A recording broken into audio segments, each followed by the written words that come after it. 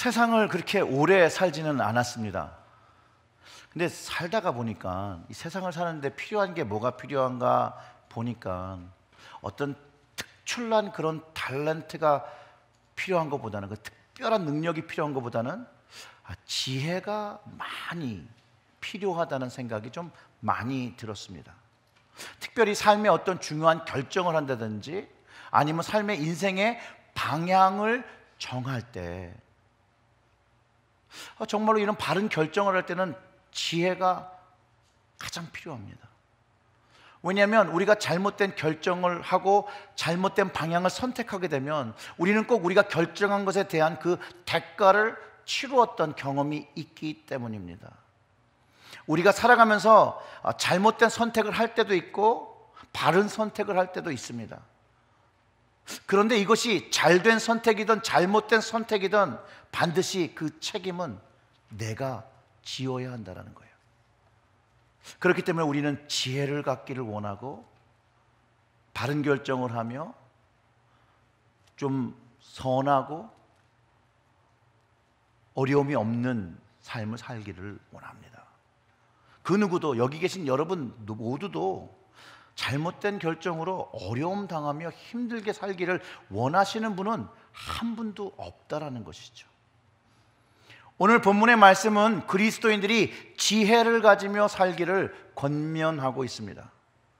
바울은 오늘 본문 안에 지혜 있는 자와 지혜 없는 자를 구분하며 지혜 있는 자의 삶을 살기를 에베소 성도들에게 가르치고 있고, 또 이 본문을 통하여 현대를 살아가는 우리에게도 지혜를 가지며 살아가기를 원합니다.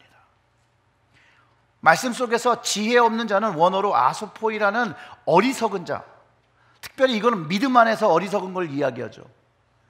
그리스도인으로서, 하나님의 자녀로서 당연히 해야 되는 것들을 무시하고 또는 무지하여 하나님의 거룩한 자녀로서 진실한 삶을 살지 못하는 사람을 지혜 없는 자라고 말하는데, 지난주 설교랑 연결되어 이 진실한 삶이라는 것은 말과 그 행동이 균형을 이루며 살아가는 것, 그 진실한 삶을 사는 것, 지혜 있는 자의 삶이라고 말합니다. 그래서 지혜 있는 자의 삶으로 살아가려면 어떻게 해야 되는 것인가 말씀을 묵상하며 그 방법을 찾아보았는데, 이 말씀 속에서 지혜 있는 자가 되기 위해서 우리에게 요구하는 것은 성령 충만을 경험하라는 것이죠. 그렇기 때문에 지혜 있는 자는 성령의 충만을 경험한 사람입니다. 사도 바울이 말씀 속에서 지혜 있는 자 되는 것, 바로 성령의 충만을 받는 것으로 성령님과 동행하며 살아가는 것을 말합니다. 그러니까 바울에게 있어서 성령 충만을 받는 것과 지혜 있는 자가 되는 것이 동일한 것을 우리가 이해해 볼 수 있습니다. 구약의 성경을 참고해 보면 지혜는 사람 안에 있는 것이 아니라, 내가 가지고 갑자기 어느 날 생기는 것이 아니라 없는 것인데 하나님으로부터 오는 것인 것을 가르쳐 주고 있습니다. 그래서 잠언 2장 6절의 말씀을 참고하면 대저 여호와는 지혜를 주시며 지식과 명철을 그 입에서 내심이며 라고 말하며 우리에게 가져오는 지혜가 하나님으로부터 오는 것인 것을 가르쳐 주고 있습니다. 그리고 동장 22장 20절의 말씀은 하나님으로부터 온 그 지혜가 우리의 삶을 하나님의 뜻대로 이끌고 있음을 깨닫게 합니다. 지혜가 너로 선한 자의 길로 행하게 하며 또 의인의 길을 지키게 하리니 라고 말합니다. 즉 지혜 있는 자는 성령 충만함을 가지고 하나님의 뜻을 이해하며 순종하는 사람의 모습을 이야기하고 있는 것이죠. 그래서 이 성령 충만을 받는다는 말을 우리가 다시 한번 좀 깊게 생각해 보아야 됩니다. 성령 충만한다는 말은 성령에 사로잡혀 하나님의 뜻을 이해하고 그 뜻을 행하며 산다는 의미를 가지고 있습니다. 여러분 혹시 여러분도 이런 기도해 보셨는지 잘 모르겠지만 저는 믿음을 가지고 솔로몬 왕 이야기를 탁 듣자마자 저는 솔로몬이 구했던 그 지혜를 구했습니다. 그리고 그 당시에 지혜를 구하면 솔로몬 왕처럼 지혜뿐만 아니라 하나님께서 뭐 부와 건강 그 모든 것이 이렇게 줄줄이 따라왔으면 하는 그런 마음으로 기도했던 것 같더라고요. 그런데 나중에 정말 깨달았던 것은 모든 사람들이 하나님의 지혜를 받지만 솔로몬 같이 지혜와 나머지 부록들이 다 쫓아오지 않을 수 있다는 사실도 깨달았다는 것이죠. 하나님의 지혜가 진짜 임한 거죠. 제가 목회를 하면서 구했던 것도 지혜였습니다. 잠언 4장 5절부터 8절의 말씀을 묵상하며 참 많은 은혜를 받았습니다. 그 말씀을 여러분들과 좀 나누겠습니다. 지혜를 얻으며 명철을 얻으라. 내 입의 말을 잊지 말며 어기지 말라. 지혜를 버리지 말라. 그가 너를 보호하리라. 그가 그를 사랑하라. 그가 너를 지키리라. 지혜가 제일이니 지혜를 얻으라. 무릇 너희 얻은 것을 가져 명철을 얻을지라. 그를 높이라. 그리하면 그가 너를 높이 들리라. 만일 그를 품으면 그가 너를 영화롭게 하리라. 아멘. 이 하나님께서 주시는 지혜가 저의 삶을 주장하고 이끌며 지키며 그 지혜가 내 삶을 높이고 품으며 영화롭게 하시는데, 저는 정말로 이 지혜가 제 목회에 필요했습니다. 그리고 구했습니다. 그리고 이 지혜를 신약의 의미로 찾아보니 성령님의 충만이 임한 그 상태가 지혜가 임한 상태라는 것을 경험하게 되었습니다. 그리고 잠언 이 4장 5절부터 8절의 말씀을, 그 지혜라는 그 단어를 성령으로 바꿔도 그 의미가 전혀 바뀌지 않는다는 것이에요. 여러분 시간 되실 때 그렇게 한번 읽어보세요. 그렇기 때문에 우리는 이 성령님의 충만을 좀 잘 이해해야 합니다.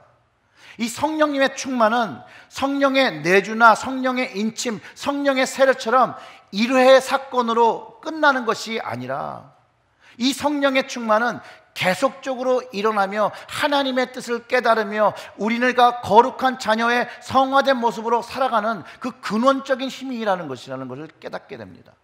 바로 지혜처럼 말입니다.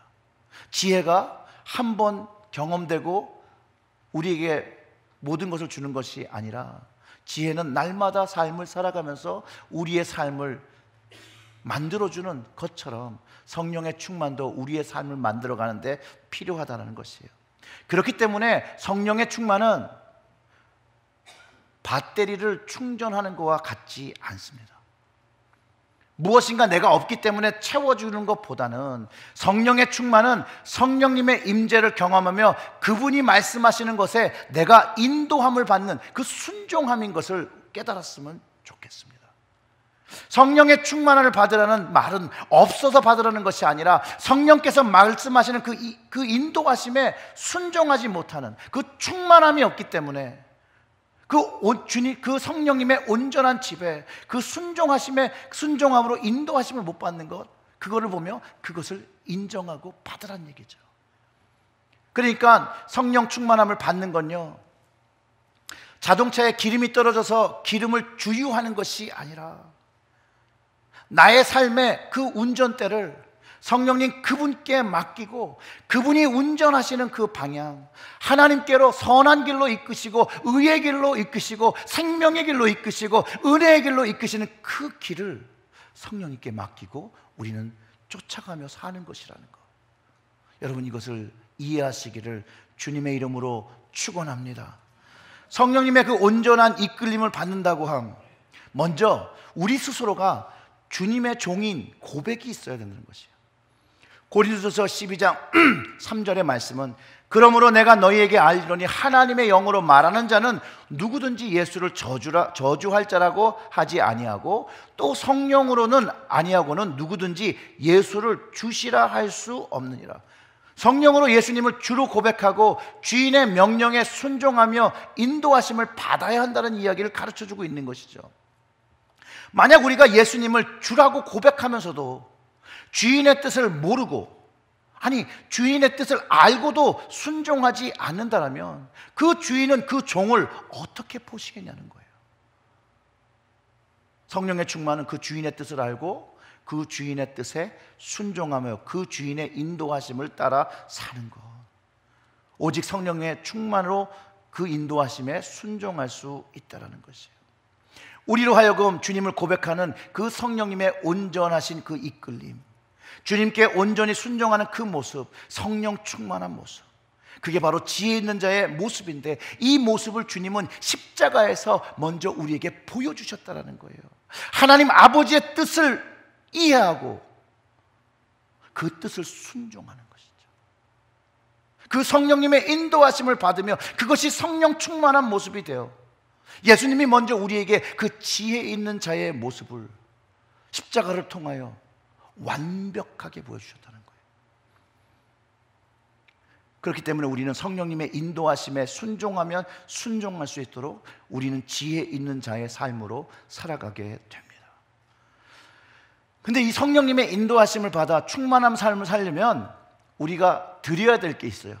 성령님께 뭘 드려야 될까요?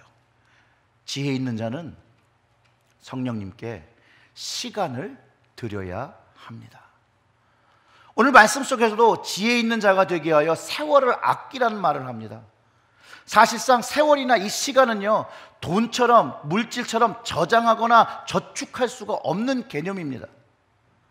근데 우리말 성경은 이것을 마치 저금할 수 있는 것처럼 말하나, 여러분, 세월과 시간은 저장할 수도 없고 아낄 수도 없습니다.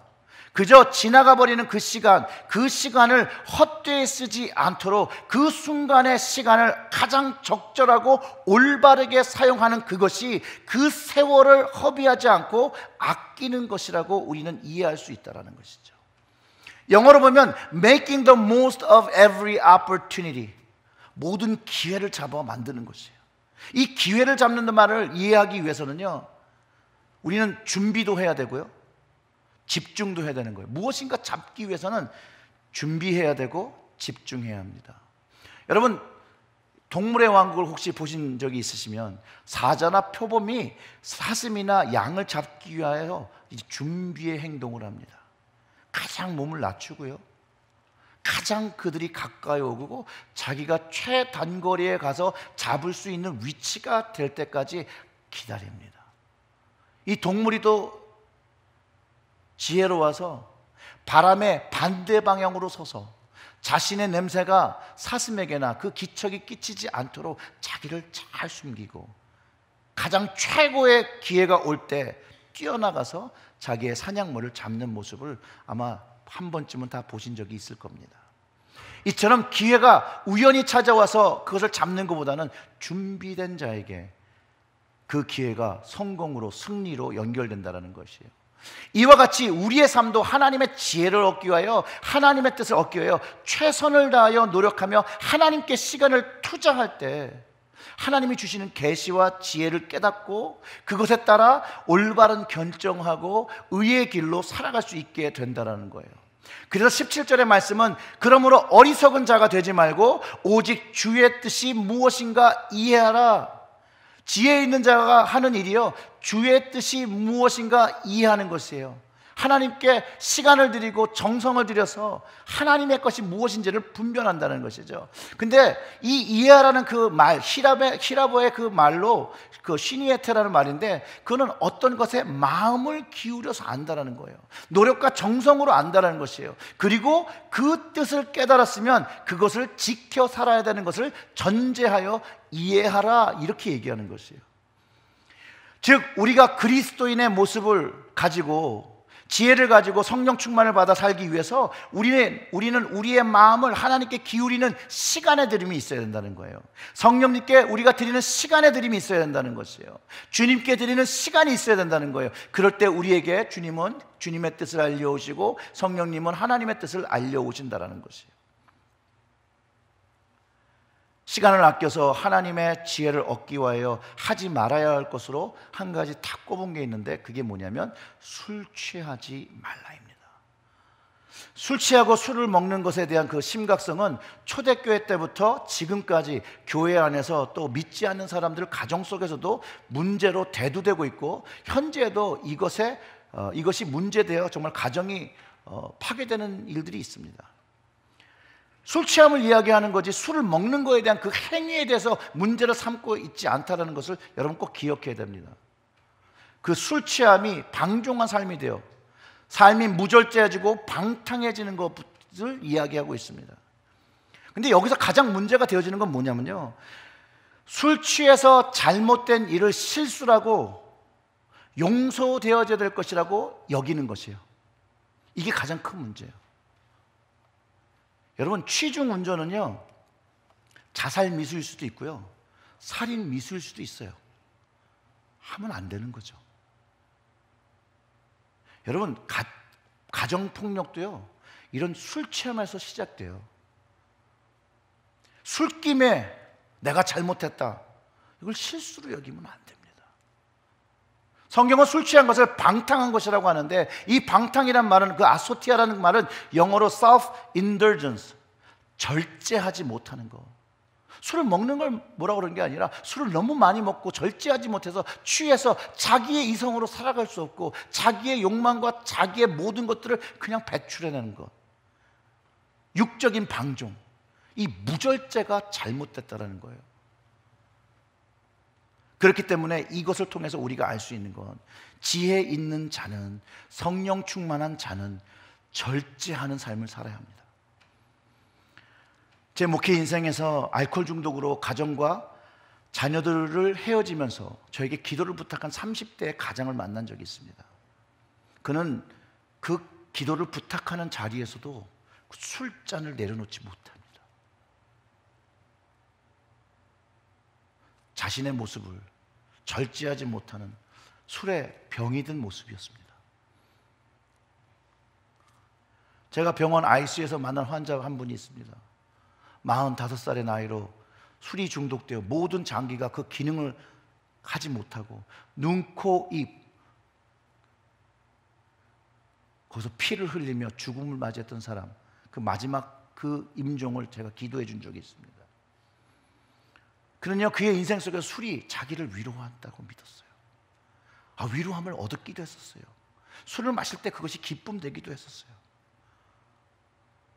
좋은 것이라 생각했는데 결국은 그는 그 술에 정복당했고 그 술에 의해서 죽임당했고, 어느 한순간까지는 자신이 술을 마셨지만 어느 순간부터는 절제하지 못하고 술이 그를 마시고 조종하며 그의 삶을 완전히 파괴해버렸어요. 자신에게 얼마나 상처가 됐는지 몰라요. 가족들에게도 상처가 되었어요. 자신도 상처받고 아무것도 성취 못하고, 가족들이 좌절했어요. 그리고 숨을 거뒀습니다. 근데 술뿐만 이런 게 아니에요, 여러분. 우리 삶 속에 다른 많은 것들로 우리를 방탕하게 하며 방종한 삶으로 이끌어가게 하고, 그 방종한 삶이 우리의 가정을 파괴하고 우리의 삶을 황폐하게 하는 것들이 있다는 것이에요. 근데 그거를 하는 것은 지혜 있는 자의 삶이 아니라고 오늘 말씀은 우리에게 가르쳐 주시는 거예요. 그 방종과 방탕은 우리의 가정을 무너뜨립니다. 개인의 삶을 황폐하게 합니다. 도박, 마약, 중독성 있는 것들 다 모두가 그렇고요. 음행, 포르노 사이트, 인터넷, 게임, 쇼핑, 이 모든 것들이 절제하지 못하는 순간을 넘어서 버리면 우리의 삶을 황폐하게 합니다. 사랑하는 성도 여러분, 제가 지금 말하는 것으로 인해 우리 주변에 가까운 데서 고통받는 가정과 아이들이 너무 많음을 여러분 모르십니까? 아니면 내일이 아니기 때문에 관심이 없으신 것입니까? 그렇다면 주님은 이런 것들에게, 이런 분들에게 어떤 마음을 가지고 계실까요? 믿는 사람은 이런 일이 일어나지 않습니까?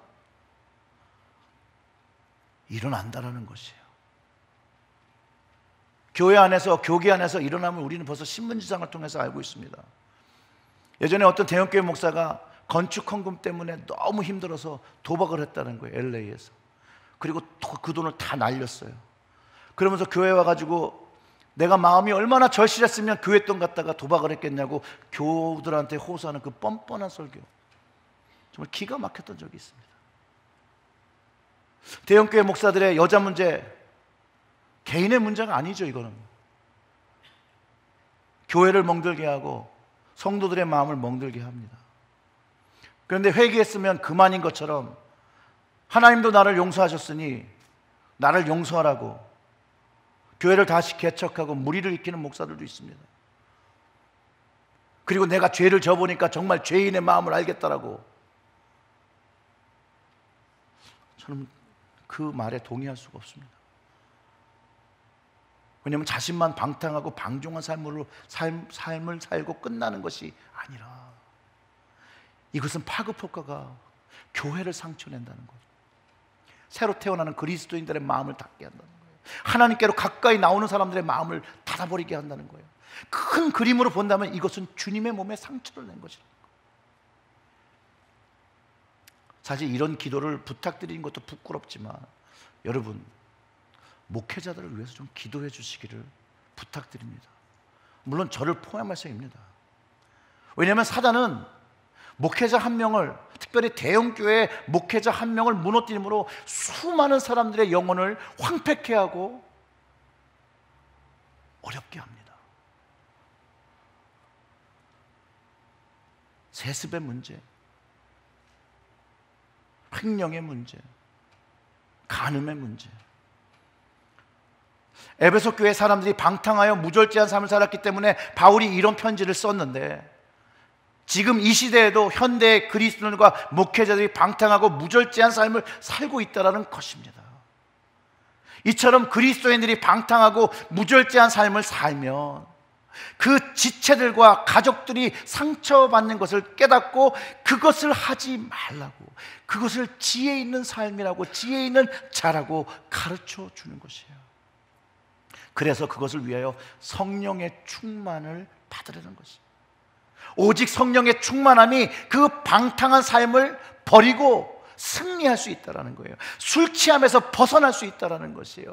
절제하지 못하는 삶에서 벗어나 주님의 인도하심에 순종하며 절제하는 삶을 살아가게 된다는 것이에요. 이게 바로 지혜 있는 자의 삶의 모습이고, 하나님은 이 모습을 기뻐하신다는 거예요. 왜냐하면 이 지혜 있는 자의 삶에는 열매가 있기 때문에 그렇습니다. 지혜 있는 자에게는 찬송과 감사가 있습니다. 그 증거로 에베소 5장 19절과 20절의 말씀이 우리의 삶 속에 나타난다는 거예요. 시와 찬송과 신령한 노래들로 서로 화답하며 너희의 마음으로 주께 노래하며 찬송하며 범사에 우리 주 예수 그리스도의 이름으로 항상 아버지 하나님께 감사하며. 성령님의 인도하심을 받으면 이런 삶을 산다는 것이죠. 성령님의 충만을 쫓아 살아가면 이렇다는 것이죠. 지혜 있는 삶을 살면 이렇다는 것이에요. 지혜 있는 자의 삶은 우리의 삶 속에 하나님을 찬송하는 삶이 자리 잡는 것입니다. 기쁨이 넘치는 삶입니다. 감사가 넘치는 삶입니다. 바로 주님과 성령님께 붙잡힌 바 되어서 의의 길, 시온의 대로를 걸어가는 사람들의 모습입니다. 사랑하는 성도 여러분, 우리의 삶 속에는 이 찬송과 감사의 모습이 드러나며 우리의 모습이 지혜 있는 자의 모습으로 살아가고 있습니까? 이 찬송과 감사가 우리의 삶 속에서 묻어나며 우러납니까?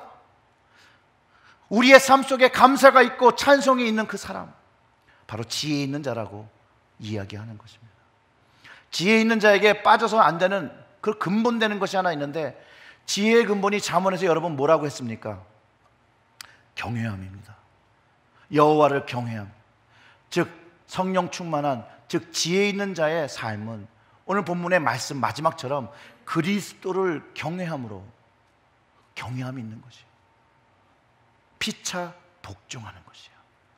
지혜 있는 자는 그리스도를 경외함으로 피차 복종하는 것이에요. 이게 지혜 있는 자예요. 그 경외함으로 지혜를 얻죠. 그리고 우리 서로가 서로를 복종하는 거예요. 근데 주님 때문에 서로가 복종하는 거예요. 이게 우리의 말에 복종하는 것이 아니라 주님의 뜻에 각자의 인간적인 세운 그 뜻들을 내려놓고 주님의 뜻을 맞추어 서로가 주님께 복종하는 것을 말하는 것입니다. 그리고 이것이 성령 충만하고 찬송과 감사의 삶이 되어질 때 이게 가능해지다는 것이죠. 오직 성령의 충만을 받고 지혜를 가지고 하나님의 뜻을 가지고 살 때 일어날 수 있는 일입니다. 이 이야기는 도대체 제가 어디서 찾았는지 모르겠지만 작자 미상이에요. 이런 이야기가 있습니다. 지혜로운 사람이 살고 있었어요. 그는 많은 사람들의 질문에 아주 지혜로운 답을 해줍니다. 그런데 하루는 어떤 꾀가 많은 청년이 양손에 이렇게 뭘 쥐고 와서 물어봅니다. 그는 자신 손 안에 작은 새가 들어있다라는 것이에요. 그러면서 이 지혜로운 사람한테 이렇게 물어봅니다. 내 손 안에 있는 새는 죽었을까요? 살았을까요? 이렇게 질문했다고 합니다. 이 청년은요, 이 지혜로운 사람이 틀릴 수 있다는 걸 증명하기 위해서 온 것이라서 새가 죽었다면 살은 새를 날려버릴 생각을 가지고 있었고요, 새가 살았다고 하면 그 자기의 손을 꾹 쥐어서 새를 죽이려 했다라고 합니다. 근데 이 지혜로운 사람은요, 이 청년이 생각했던 것보다 더 지혜로웠습니다. 그가 이렇게 이야기합니다. The bird is whatever you choose him to be. 그 새는 당신이 선택하는 대로 될 것입니다. 우린 이 이야기에서 오늘 귀한 가르침 하나를 발견합니다.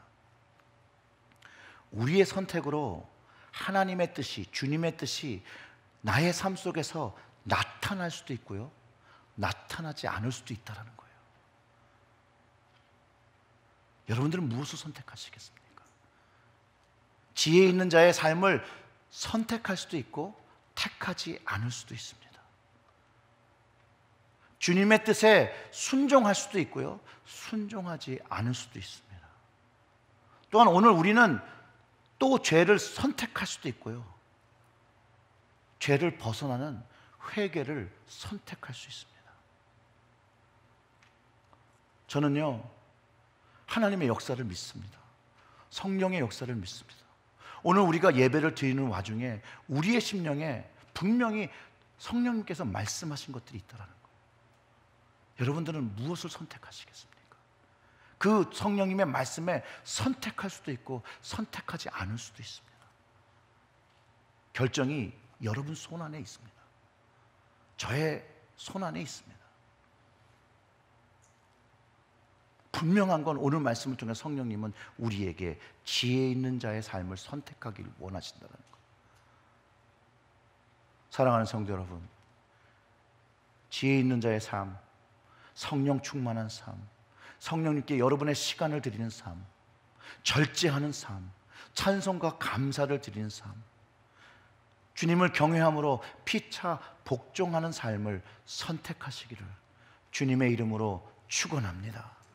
사랑하는 성도 여러분, 주님의 뜻을 분별하십시오. 순종하십시오. 성령의 충만과 지혜를 경험하시고 주님과 함께 동행하며 오늘 말씀의 그 20절의 말씀, 21절의 말씀, 시와 찬미와 신령한 노래로 서로 화답하며 우리의 마음으로 주님께 노래하며 찬송하며 모든 일에 우리 주 예수 그리스도의 이름으로 항상 아버지 하나님께 감사하시며 그리스도를 경외함으로 우리가 서로 피차 복종하고 주님 뜻이 드러나고 주님 향기 드러나는 그런 교회 되기를 주님의 이름으로 축원합니다. 다 같이 기도하겠습니다.